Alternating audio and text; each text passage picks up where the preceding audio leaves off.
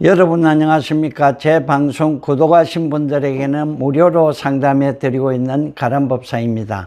아직도 구독하지 않으신 분들은 빨간색 구독 버튼과 알람 설정해 주시고 문자나 카톡으로 무료 상담 혹은 신년운세 상담 받아보시기 바랍니다. 오늘은 663번째 시간으로 김건희 씨 언제 등판하나요? 라는 주제로 말씀드리겠습니다. 요즘 김건희 씨 녹취록 파동 이후에 언론에서도 이제는 국민들 앞에 얼굴을 내밀고 등판해야 한다. 그리고 사과할 건 사과하고 선거운동을 해야 한다. 이렇게들 보도하고 있습니다. 그동안 MBC와 공감TV, 서울의 소리에 유튜브 방송이죠. 이런 곳에서 김건희 씨 7시간 녹취록을 공개하여서 웬만한 국민들은 그 내용을 이미 대부분 알고 있을 것입니다. 그런데 요즘 또 공중파인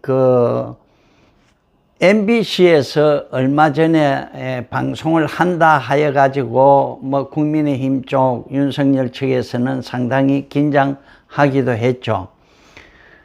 그런데 묘하게 MBC 방송 이후에 녹취록 방송 이후에 너무 솔직하고 꾸밈없고 담백하다.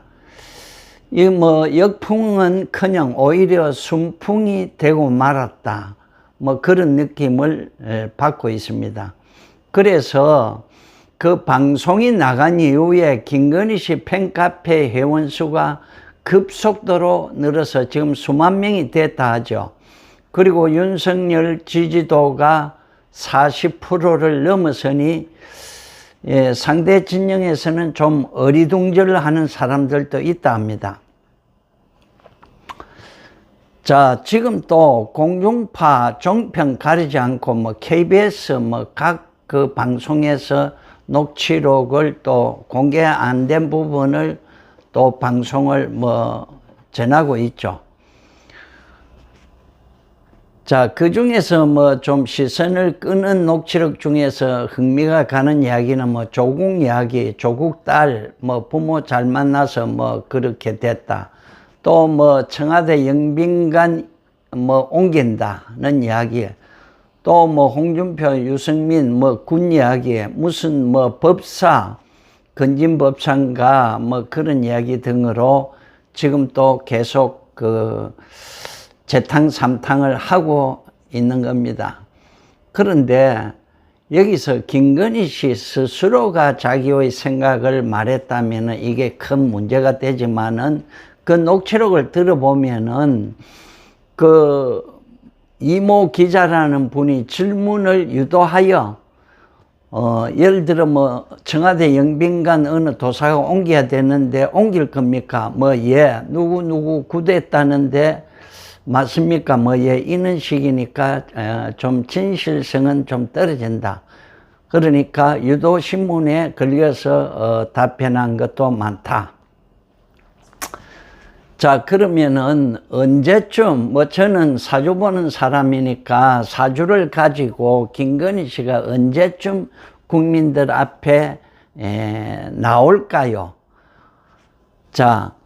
몇 번 방송했죠. 임자생, 무신생, 병신 일인데 시간을 모르니까 빼고 요 3주 6자로만 보면은 이 병화일간에 뿌리가 없습니다. 그러니까 묵은하죠. 뿌리가 없으니까 아무런 힘이 없는 겁니다.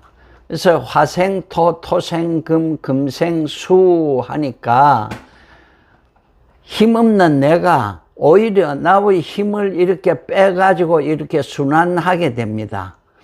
그럼 월주에 편제가 있죠. 천간에 편제가 있으면은 종잣격으로도 볼 수 있는데 신자 이래가 수국이 강하니까 종살격으로 볼 수도 있다. 종격이라는 거는 내가 뿌리가 없고 힘이 없으니까 강한 세력에 따라간다. 이 사주의 강한 세력은 수금이죠. 그래서 수금에 따라간다. 그렇게 보면은 용희신이 수금이 되고 화목이 오면 기구신이 됩니다. 화목이 오면은 일간이 힘이 생기니까 여기에 종하지 않고 스스로 자립하려 합니다. 뭔가 자기가 일을 꾸미려 합니다. 운이 그럴 때가 문제가 발생하기 쉽습니다. 그리고 목은 인성, 어머니죠, 어머니. 어머니니까 이 사주에서는 어머니하고 가까이 있든지 어머니 기세가 강하면은 김건희 씨에게는 오히려 화를 입힌다, 부담이 된다. 뭐 그렇게 말할 수 있습니다. 그래서 이 사주는 돈이나 권력에 지향적입니다. 쫓아가야 되니까. 돈과 권력에. 그런데 내 스스로 그거를 다 이루려 하면 이룰 수가 없습니다. 무엇이 이루느냐? 임자, 양인이죠. 양인살 칼인데 이게 이제 평관 남편이죠. 남편이 칼을 쥐고 있다. 권력을 쥐고 있다. 뭐 그런 이야기가 됩니다. 그래서 녹취록에 보면은 우리 남편은 뭐 밥만 잘 많이 먹고 뭐 어쩌고 저쩌고 말이지. 다 마음에 안 드는데 내 말을 잘 들어서 같이 산다. 이런 이야기도 나오죠. 그런데 이 사주는 남편의 그 세력에 순종해야 됩니다. 따라가야 됩니다. 쫓아가야 됩니다. 그게 종격의 특징입니다. 자, 지금 현재 50세죠. 50세고 이민년 되면은 우리 나이로 51세 됩니다. 그럼 49 계묘년인데 수운이 오면은 이 병화를 더 힘을 못 쓰게 하죠. 해서 좋지만 그게 무게와 화로 바뀌니까 요 대운에서 여러 가지 잡음이 좀 일어납니다. 화가 바뀌면은 종격을 깨려고 이게 방해를 합니다. 그래서 안 좋다. 묘도 묘신 이렇게 원진 기문하죠. 그런데 이 입춘이 지나면은 2월 4일 입춘이 지나면은 이민년 이민월이 되죠. 요렇게 천충지충합니다. 여기도 충하죠. 그럼 이 병화를 완전히 흔들어 버립니다.